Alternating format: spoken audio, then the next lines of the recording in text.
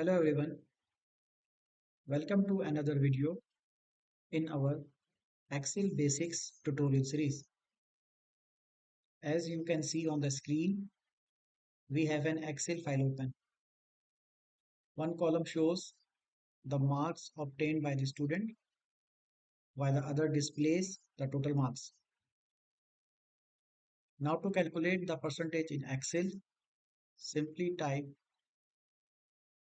equal followed by the marks obtained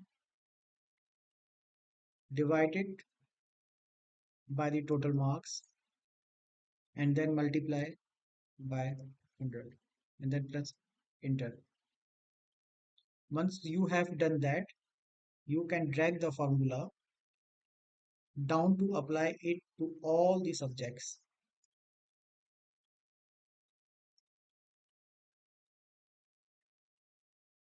This way, you will get both individual percentages and the cumulative one as well. That's how easy it to calculate percentages using Excel.